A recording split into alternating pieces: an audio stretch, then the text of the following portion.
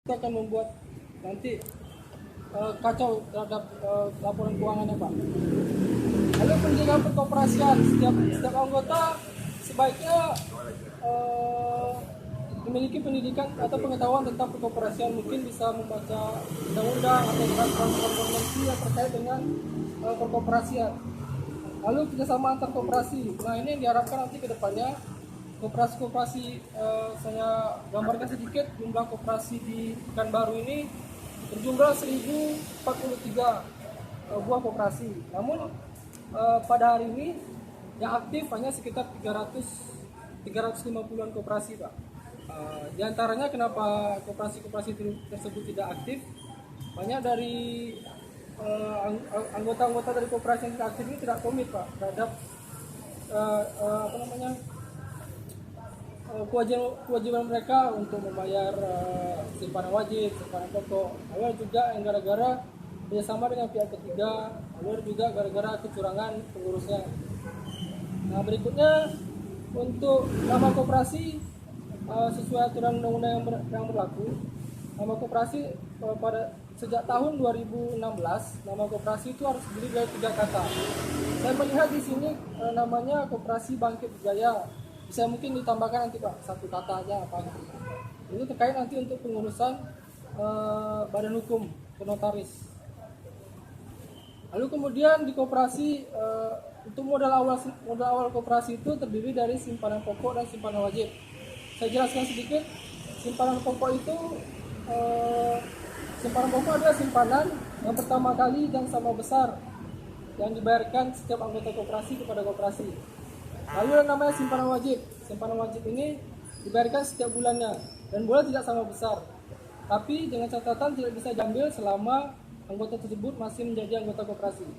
Nah, kenapa namanya simpanan? Artinya itu menjadi simpanan hak dari anggota. Nanti anggota kalau mau keluar, simpanannya semua harus dikembalikan. Nah, tapi dengan catatan mungkin kalau misalnya anggotanya ada punya utang atau apa gitu, nanti dilunasi. Lalu untuk berikutnya di koperasi itu kalau di PT biasanya namanya kan ada rapat umum pemegang saham RUPS. Nah, kalau di koperasi namanya rapat anggota tahunan. Prinsipnya bersama, cuma kan kalau RUPS hanya sekedar direksi atau pemegang saham atau investor yang dapat yang bisa ikut rapat itu. Nah, kalau rapat anggota tahunan diharapkan seluruh anggota wajib hadir atau minimal setengah anggota plus 1 orang. Maka itu bisa dikatakan dengan namanya quorum dan hasil keputusannya bersifat mutlak. Jadi nanti pas saat rapat anggota tahunan apa-apa saja yang diputuskan, setiap anggota yang tidak hadir harus wajib untuk mengikuti hasil keputusan rapat tersebut karena sudah mufakat dalam rapat. Lalu pada dasarnya koperasi ini tidak hanya mencari keuntungan semata, gitu, tidak hanya mencari keuntungan yang sebesar-besarnya. Karena orientasinya adalah bagaimana manfaat koperasi ini yang dirasakan anggotanya, bukan keuntungan yang sebesar-besarnya. Gitu. Kalau misalnya ada dari salah satu anggota merasakan kenapa untungnya sedikit, kenapa untungnya apa, arahkan saja mereka untuk membuka PT CV yang memang notabene itu mereka direkturnya gitu kan, dan otomatis akan mendapat hasil yang lebih besar gitu kan.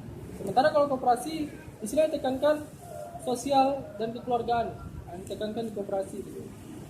Jadi sebisa mungkin bagaimana pengurus menangkap peluang usaha tapi tidak mengenyampingkan asas-asas kekeluargaannya di koperasi ini.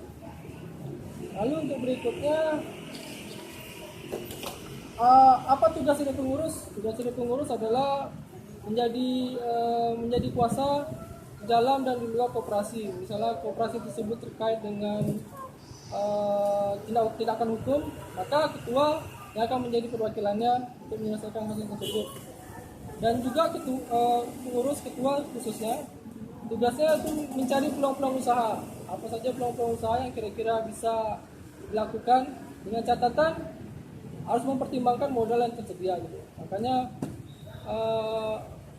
tidak menutup kemungkinan juga apabila anggota atau ada orang yang mau bekerja sama dengan koperasi dan rasanya kalau misalnya mengandalkan hanya sekedar simpanan pokok sama wajib mungkin terlalu kecil.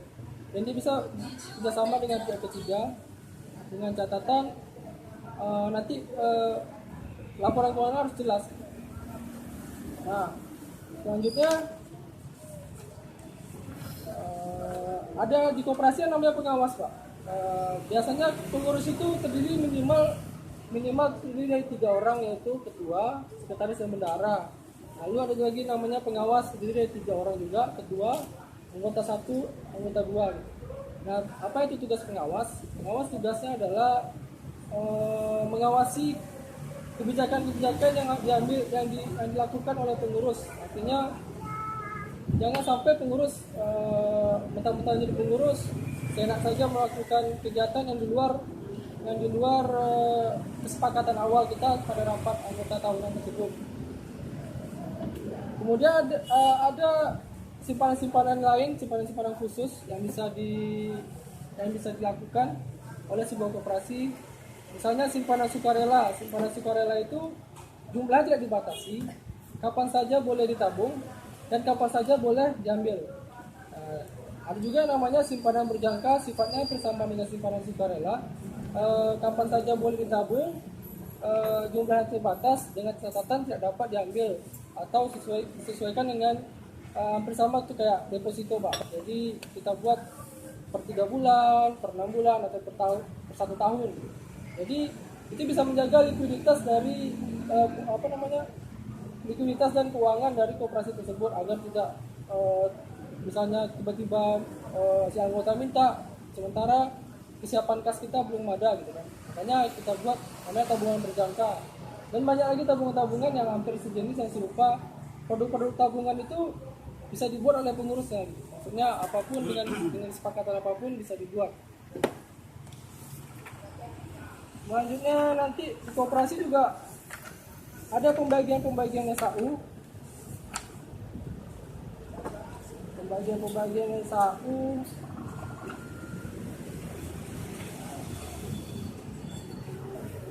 Ada pembagian untuk pengurus. Jadi pengurus berhak dapat persentasi dari hasil keuntungan dari usaha yang dilakukan koperasi.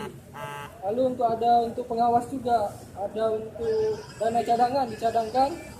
Lalu untuk dana sosial apabila ada teman-teman kita atau anggota kita terkena musibah, maka dana tersebut dapat dipergunakan.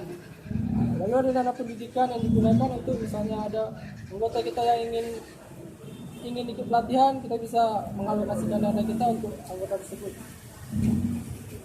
Mungkin untuk saat ini sekian penjelasan dari saya. Jadi apabila ada pertanyaan kita tanya jawab aja, Pak, ya. Tanya jawab terbuka aja. Lebih dan kurang saya mohon maaf. Saya tidak tahu.